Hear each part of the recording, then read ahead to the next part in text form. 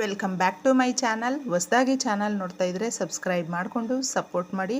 ದೇವಿಯ ಆಶೀರ್ವಾದ ಎಲ್ರಿಗೂ ಸಿಗಲಿ ಅಂತ ಈ ವಿಡಿಯೋ ಪ್ರಾರಂಭ ಮಾಡ್ತಾಯಿದ್ದೀನಿ. ಈ ದಿನ ನಮಗೆ ಅಷ್ಟಮಿ ತಿಥಿ ಇದೆ.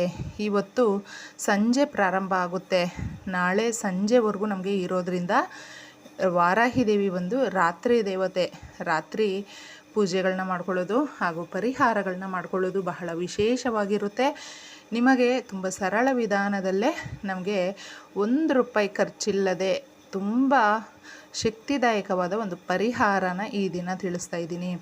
ಈ ಪರಿಹಾರ ಬಂದು ಮಾಡಿಕೊಳ್ಳುವಾಗ ನಮಗೆ ಯಾವುದು ನಿಯಮ ಇಲ್ಲ, ಏನು ಇಲ್ಲದೆ ಒಂದು ಪೂಜೆ ಹಾಗೂ ಒಂದು ವ್ರತ ಏನು ಇಲ್ಲದೆ ಮಾಡಿಕೊಳ್ಳುವ ಸುಲಭ ವಿಧಾನದಲ್ಲೇ ಪರಿಹಾರನ ತಿಳಿಸ್ತಾ ಇದ್ದೀನಿ. ಈ ಪರಿಹಾರ ಬಂದು ನೀವು ಸಾಧ್ಯ ಆದರೆ ಇವತ್ತು ರಾತ್ರಿ ಮಾಡ್ಕೊಳ್ಳಿ. ಆಗಲಿಲ್ಲ, ಸಮಯ ಮೀರೋಗಿದೆ ಅಕ್ಕ, ನಾವು ನಾಳೆ ಮಾಡ್ಕೊಳ್ಬಹುದಾ ಅಂದರೆ ತಪ್ಪದೇ ಮಾಡ್ಕೊಳ್ಬಹುದು. ಯಾಕಂದರೆ ನಾಳೆ ನಮಗೆ ಸಾಯಂಕಾಲ ಪೂರ್ತಿಯಾಗಿ ಇರೋದ್ರಿಂದ ಆ ದಿನ ಕೂಡ ನಮಗೆ ಅಷ್ಟಮಿ ತಿಥಿ ಇರುತ್ತೆ. ನೀವು ಏನು ಅನುಮಾನ ಇಲ್ಲದೆ ಮಾಡ್ಕೊಳ್ಬಹುದು. ನಮಗೆ ಈ ಬ್ಲ್ಯಾಕ್ ಪೆಪ್ಪರ್ ಅಂತ ಹೇಳ್ತೀವಿ ನೋಡಿ, ಕಪ್ಪು ಮೆಣಸು, ಕಾಳು ಮೆಣಸಲ್ಲಿ ಬಹಳ ಶಕ್ತಿದಾಯಕವಾಗಿದೆ. ಆ ಪರಿಹಾರಗಳು ಗೊತ್ತಿರಬೇಕಷ್ಟೇ ನಮಗೆ.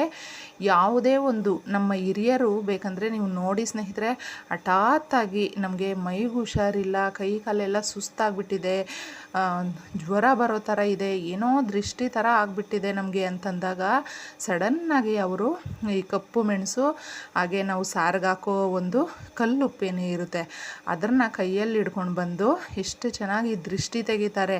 ನಿಮಿಷಗಳಲ್ಲೇ ಮಾಯ ಆಗಿಬಿಡುತ್ತೆ. ಅಂದರೆ ನಮಗೆ ಏನೋ ಇರುಸು ಮುರುಸು, ಕೈ ಕಾಲೆಲ್ಲ ಸುಸ್ತು, ಏನೇನೋ ಆಗಿಬಿಟ್ಟಿರುತ್ತೆ, ಅದು ನಿಮಿಷದಲ್ಲೇ ನಮಗೆ ತುಂಬ ಸಲೀಸಾಗುತ್ತೆ. ಇದನ್ನು ನೀವು ಏನಾದರೂ ಅಬ್ಸರ್ವ್ ಮಾಡಿರಬಹುದು. ಯಾಕಂದರೆ ಹಿರಿಯರು ಮನೆಯಲ್ಲಿ ಯಾರು ಇರ್ತಾರೋ ಅವ್ರ ಮನೆಯಲ್ಲಿ ನಿಜವಾಗ್ಲೂ ಇದನ್ನೆಲ್ಲ ಮಾಡಿರ್ತಾರೆ. ಆ ಥರ ಅಷ್ಟು ಶಕ್ತಿ ನಿಮಿಷಗಳಲ್ಲೇ ನಮಗೆ ಒಂದು ರಿಸಲ್ಟನ್ನು ತಂದುಕೊಡುತ್ತೆ. ಮಾಡುವಾಗ ನಮಗೆ ನಂಬಿಕೆ ಇರಬೇಕು ಅಷ್ಟೇ. ಇದು ಅಷ್ಟಮಿ ಆಗಿರೋದ್ರಿಂದ 8 ಕಾಳುಮೆಣಸನ್ನು ತಗೊಳ್ಳಿ. ಮನೆಯಲ್ಲಿ ತುಂಬ ಕಷ್ಟಗಳು, ಒಂದು ಸಾಲ ಮಾಡ್ಕೊಂಡಿದ್ದೀವಿ, ಅದನ್ನ ಹೇಗೋ ಅಷ್ಟೋ ಇಷ್ಟೋ ಕಷ್ಟಪಟ್ಟು ತೀರಿಸ್ಕೊಂಡಿದ್ದೀವಿ, ತೀರಿಸೋ ಅಷ್ಟೊತ್ತಿಗೆ ಮತ್ತಿನ್ನೊಂದು ಸಾಲ, ಈ ರೀತಿ ರಿಪೀಟೆಡಾಗಿ ಸಾಲಗಳು ಜಾಸ್ತಿ ಮಾಡ್ಕೊಳ್ತಾನೆ ಇದ್ದೀವಿ. ಸಾಲ ಏನಕ್ಕೆ ಮಾಡ್ಕೊಳ್ತೀವಿ? ನಾವು ಬಡವರಾಗೋದಕ್ಕೆ ಮಾಡ್ಕೊಳ್ಳೋದು. ವ್ಯವಸ್ಥೆ ಇರೋದಿಲ್ಲ, ಅದರಿಂದ ಜಾಸ್ತಿ ಜೀವನದಲ್ಲಿ ಪ್ರತಿಯೊಂದಕ್ಕೂ ಅವಶ್ಯಕತೆ ದುಡ್ಡು. ಅದರಿಂದ ಪ್ರತಿನಿತ್ಯ ನಾವು ಸಾಲ ಅದು ಇದು ಅಂತ ಏನೋ ಒಂದು ಮೊರೆ ಹೋಗ್ತಾ ಇರ್ತೀವಿ. ಇದೆಲ್ಲ ತೊಲಗೋಗ್ಬೇಕು.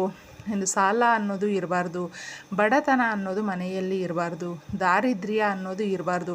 ಏನು ತಗೊಳ್ಬೇಕು ಅಂದ್ರೂ ದುಡ್ಡಿನ ಅವಶ್ಯಕತೆ ಯಾವಾಗಲೂ ನಮಗೆ ಪ್ರತಿಯೊಂದಕ್ಕೂ ಒಂದು ಅಡ್ಡಿ ಆಗ್ತಾನೇ ಇರುತ್ತೆ. ಅದು ಹಣದ ನಂಟು ಅಂತ ಹೇಳ್ಬಹುದು. ಅಂದರೆ ಪ್ರತಿಯೊಂದಕ್ಕೂ ಹಣ ಇರಲೇಬೇಕಲ್ವಾ. ಅದನ್ನು ತಗೊಳ್ಳೋದಕ್ಕೂ ನಾವು ಹಿಂದೆ ಮುಂದೆ ನೋಡ್ತಾ ಇದ್ದೀವಿ ಅಂದರೆ ನಮಗೆ ತುಂಬ ಮನೆಯಲ್ಲಿ ದಾರಿದ್ರ್ಯ ಇರುತ್ತೆ. ಅದನ್ನು ಓಡಿಸೋದಕ್ಕೆ ಕಾಳುಮೆಣಸು ಅಷ್ಟೇ ಶಕ್ತಿದಾಯಕವಾದ ವಾರಾಹಿ ದೇವಿಯ ಗಾಯತ್ರಿ ಮಂತ್ರವನ್ನು ತಿಳಿಸ್ತಾ ಇದ್ದೀನಿ.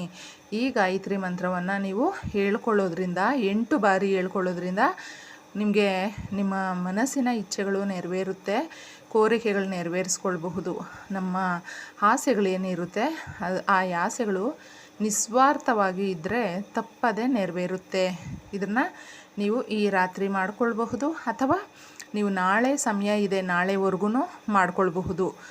ಈ ಪರಿಹಾರ ಯಾವ ಥರ ಮಾಡ್ಕೊಳ್ಬೇಕು ಅನ್ನೋದು ನಾನು ಇಲ್ಲಿ ತಿಳಿಸ್ತಿದ್ದೀನಿ. ನಿಮಗೆ ಏನು ಕಷ್ಟ ಇರುತ್ತೆ ನೋಡಿ, ನಿಮ್ಮ ಒಂದು ಪರ್ಸ್ನಲ್ ಪ್ರಾಬ್ಲಮ್ಸು, ಮನೆಯಲ್ಲಿ ಗಂಡ ಹೆಂಡತಿ ಸರಿಯಾಗಿ ಒಬ್ರಿಗೊಬ್ರು ಅಂಡರ್ಸ್ಟ್ಯಾಂಡಿಂಗ್ ಆಗಿ ಇರೋದಿಲ್ಲ, ಯಾವಾಗಲೂ ಜಗಳ ಮಾಡ್ತಾ ಇರ್ತಾರೆ, ಆ ಥರ ಏನಾದರೂ ಇದ್ದರೆ, ಮಕ್ಕಳು ನಿಮ್ಮ ಮಾತು ಕೇಳಲ್ಲ ಅನ್ನೋದಿದ್ದರೆ, ದುಡ್ಡಿನ ಅವಶ್ಯಕತೆ ಇದ್ದರೆ, ಮನೆಯಲ್ಲಿ ಅಭಿವೃದ್ಧಿ ಕಾಣ್ತಾ ಇಲ್ಲ ಅನ್ನೋರು, ಬಿಸ್ನೆಸ್ ಮಾಡ್ತಾಯಿದ್ದೀವಿ ಆದರೂ ಏಳಿಗೆ ಆಗ್ತಾಯಿಲ್ಲ, ಅಂಗಡಿನಲ್ಲಿ ಏನೇ ಆಗಿರಬಹುದು, ಅದಕ್ಕೆ 8 ಕಾಳುಮೆಣಸನ್ನು ತಗೊಳ್ಳಿ.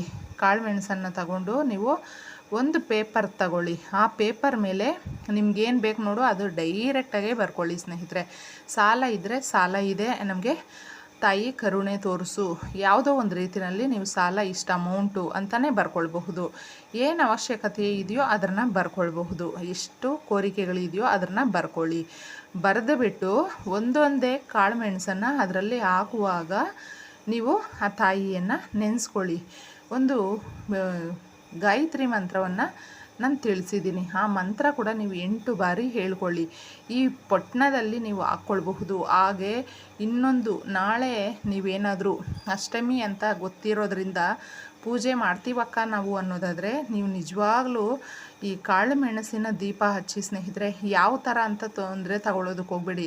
ಯಥಾವತ್ತಾಗಿ ದೀಪ ಹಚ್ತೀವಲ್ವ, ಆ ದೀಪದಲ್ಲಿ 8 ಕಾಳು ಮೆಣಸನ್ನು ಹಾಕಿ, ಅದೇ ಕಾಳು ಮೆಣಸಿನ ದೀಪಾರಾಧನೆ. ಅದನ್ನು ನೋಡಿ ಚಮತ್ಕಾರ ಯಾವ ಥರ ಇರುತ್ತೆ ನಿಮಗೆ ಊಹೆ ಮಾಡ್ಕೊಳ್ಳೋದಕ್ಕಾಗೋದಿಲ್ಲ. ಅಷ್ಟೊಂದು ತುಂಬ ಸುಂದರವಾಗಿ ಜೀವನ ಸಾಗೋಗ್ಬಿಡುತ್ತೆ. ಅಷ್ಟು ಚೆನ್ನಾಗಿರುತ್ತೆ. ಓಂ ವರಾಹಮುಖಿ ವಿದ್ಮಹೆ ದಂಡನಾಥೆ ಧೀಮಹಿ ತನ್ನೋ ದೇವಿ ಪ್ರಚೋದಯಾತ್. ಗಾಯತ್ರಿ ಮಂತ್ರ ಸ್ನೇಹಿತರೆ, ವಾರಾಹಿ ದೇವಿಯ ಗಾಯತ್ರಿ ಮಂತ್ರ 8 ಬಾರಿ ಹೇಳ್ಕೊಳ್ಳಿ. ಕಾಳುಮೆಣಸಿನ ದೀಪ ಹಚ್ಚೋದಾದರೂ ಹಚ್ಚಬಹುದು. ಇನ್ನೊಂದು ಪರಿಹಾರ ತಿಳಿಸಿದ್ದೀನಿ.